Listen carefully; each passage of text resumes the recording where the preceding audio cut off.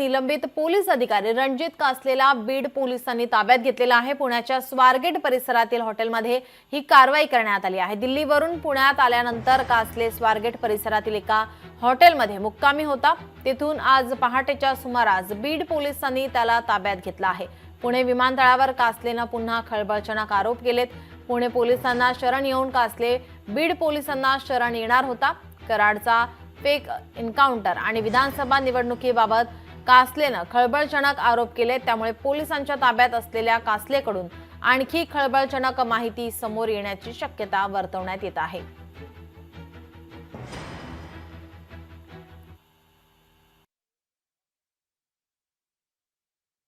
ज्याप्रमाणे मला ऑफर दिली होती एन्काउंटरची वाल्मिक कराडच्या, त्यावर मी नकार दिला। म्हणजे एवढं पाप होणार नाही। काय एन्काउंटर कसा बोगस केला जातो तर ते अशी टीम येते, एक जशी 4 लोकांची टीम आलेली। पहिले मुख्यमंत्री आणि 2 उपमुख्यमंत्री आणि गृह सचिव वगैरे यांची एक बैठक होते, गुप्त बैठक एकदम। आणि मग त्या ठिकाणी जाऊन एक टीम तयार करतात। तिथली एक अधिकारी, 2 अंमलदार, म्हणजे 3 अंमलदार, 1 हवालदार, असे टीम तयार करतात आणि त्यांना सांगतात की एक लमसम अमाऊंटची ऑफर देतात। लमसम अमाऊंट देऊन टाकतात, 5 करोड, 10 करोड, 20 करोड, 50 करोड, जेवढे तुमच्या सर्व्हिसमध्ये तुम्ही कमवणार नाहीत। आणि तुम्हाला परत खात्यात घ्यायची, इन्क्वायरी करायची, आमचं सरकार आहे, आमचं सरकार येणार आहे, आम्ही तुम्हाला या खात्यातून, आम्ही तुम्हाला चौकशीतून आम्ही तुम्हाला मुक्त करू, असे ते आश्वासन देतात। मित्रांनो, धनंजय मुंडेंनाच नको होते वाल्मिक कराड, कारण त्यांची काही अंडी पिल्ली ते बाहेर काढणार होते आणि त्यांचा संबंध आला असता 302 मध्ये आणि आज ते आरोपी झाले असते किंवा होणारही नाहीत कदाचित। त्यांना खूप सपोर्ट आहे आपले महाराष्ट्राचे गृहमंत्री आणि सीएम फडणवीस साहेबांचा सपोर्ट आहे। ते होणारही नाही, त्यांना आरोपी केलेही नाही जाणार, तेवढे ते पुरावे दाबले गेलेले आहेत। तर मित्रांनो, कालच्या व्हिडिओ नंतर हा माझा व्हिडिओ आहे आणि आता मी महाराष्ट्र पोलिसांना ओपन चॅलेंज देतो की त्यांनी मला पकडून दाखवावं। मित्रांनो, मी सायबरमध्ये काम केलेलं आहे आणि 20 वर्ष पोलीस डिपार्टमेंटमध्ये काम केलेलं आहे। तर किती टीम पाठवू द्या, 3 नाही, 4 नाही, 10 टीम पाठवू द्या, मी भेटणार नाही। मी रोज 2 गाड्या चेंज करतो, इथून पुढे 2 कार्ड, 2 मोबाईल, 2 IMEI सगळे चेंज करणार, 2 स्टेट बदलणार इथून पुढे। तर मित्रांनो, मला पकडून दाखवायचा प्रयत्न या गव्हर्नमेंटने करायचा आणि मग बघायचं। त्याच्या अगोदर मी खऱ्या मार्गाने आणि न्यायाच्या मार्गाने जाणार आहे। माझा अँटिसिपेटरी बेल म्हणजे अटकपूर्व जामीन मी आजच मांडणार आहे कोर्टामध्ये। वकिलांना बोललोय मी या विषयावरती। आज कालपासून काही लोकांना आणि काही कमेंट वाचल्या, काही लोकांशी बोललो मी, पत्रकार, माझे मित्र आणि काही मीडियातील आणि काही वकील, काही पोलीस अधिकारी यांना मी यांच्याशी संवाद साधला, तेव्हा मला असं जाणवलं की पळून उपयोग होणार नाही। कुठल्याही संकटाचा आजपर्यंत मी सामना केलेला आहे। त्याप्रमाणेच मित्रांनो, मी फेस करणार आहे आणि मी महाराष्ट्र पोलिसांना, बीड पोलिसांना सरेंडर होण्याचा निर्णय घेतलेला आहे। मित्रांनो, ज्यांच्यावर आरोप केले तेच आता भाजपमध्ये प्रवेश करणार आहेत आणि धनंजय मुंडे आणि ते काय म्हणतात ते वॉशिंग मशीन मधून आता ते क्लीन होऊन बाहेर येणार आहेत। तर ह्याच्यामध्ये बळी जाणार किंवा फक्त बळी जाणार तर माझाच जाणार आहे, मला माहिती आहे। माझ्या विरुद्धच गुन्हे दाखल होणार आहेत। आता बंद दाराच्या आडच्या चर्चा आहेत त्या एन्काउंटरच्या ज्या काही आहेत, पण जे मी पुरावे देतोय त्याच्यावरती तुम्ही विचारा ना मला। पहिले दाखवतो ना, पहिले माझ्या अकाउंटला 10 लाख रुपये आले ज्या दिवशी मतदान होतं।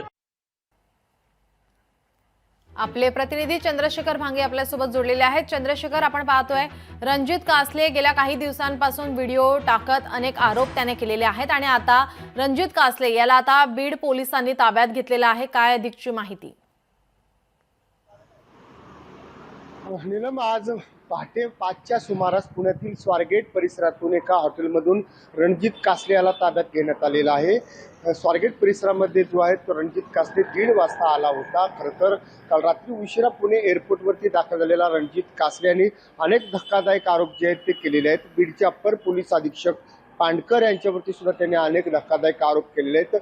खरं तर वाल्मिक कराड यांचे हस्तक पांडकर आहेत असा थेट आरोप जो आहे तो रणजित कासले यांनी केलेला आहे। खरं तर काल रात्री उशिरा दाखल झालेला, एअरपोर्टवरती दाखल झालेला कासले जो आहे त्याची बॅग सुद्धा हरवलेली होती आणि यापूर्वीच जे आहेत तर दिल्ली एअरपोर्टवरून कासल्याने एक व्हिडिओ जारी केला होता आणि त्या व्हिडिओमध्ये कासले जेव्हा भेटलं मी व गुन्ह्यात मला अटक करावं पुण्यात अशी शेरेबाजी करत त्याने एक व्हिडिओ जो आहे तो सोशल माध्यमावरती जारी केला होता आणि हा व्हिडिओ पूर्ण काल दिवसभर चर्चेचा विषय ठरला होता आणि त्यानंतर कासले जो आहे तो पुण्यामध्ये दाखल झाला आणि रात्रीच्या सुमारास कासले यांनी एअरपोर्ट परिसरातील एका हॉटेलवरती जेवण केलं. त्यानंतर त्याचं जे मुक्कामाचं ठिकाण आहे पुण्यातील स्वारगेट बस स्थानकाच्या अगदी बरोबर समोर एक हॉटेल आहे, त्या हॉटेलमध्ये कासले मुक्कामाला होता.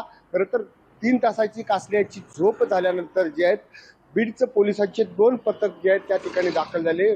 शासकीय या सगळ्या वाहनामधून हे सगळे पथक दाखल झालं होतं आणि पोलिसांनी कासलियाला रूममधून उठून पोलिसांनी त्याला ताब्यात घेतलं आणि बीडच्या दिशेने कासलियाला घेऊन गेलेले आहेत. कासले याच्यावरती बीड पोलिसांमध्ये एक गुन्हा दाखल आहे. खरं तर या गुन्ह्याच्या अनुषंगाने कासलियाला ही रात्रीची अटक जी आहे ती झाली म्हणावं लागेल. खरं तर कासले यांनी सर्वप्रथम पुणे पोलिसांकडे मी हजर होईन, त्यानंतर मला सुरक्षितरित्या बीड पोलिसांच्या ताब्यात द्यावा असं त्या कासल्याचं म्हणणं होतं. परंतु या काल एअरपोर्टवरती पुणे पोलिसांचं एकही पथक कासले याला ताब्यात घेण्यासाठी आलं नाही. परंतु आज पहाटेच्या सुमारास बीडचं पोलीस पथक आलं. यामध्ये जर आपण महत्त्वाचे 2 मुद्दे पाहिले तर एक मुद्दा जो आहे तो वाल्मिक कराड याच्या एन्काउंटरचा आहे आणि दुसरा मुद्दा जो आहे तो विधानसभेच्या निवडणुकीमध्ये रणजित कासले यांच्या बँक खात्यावरती 10 लाख रुपये आलेले आहेत. नक्की चंद्रशेखर, आणखीन काही खुलासे समोर येत आहेत का? आणखीन काही आरोप केले जातात का? याकडे आपलं लक्ष असेलच. तुर्तास धन्यवाद आपण दिलेल्या माहितीसाठी.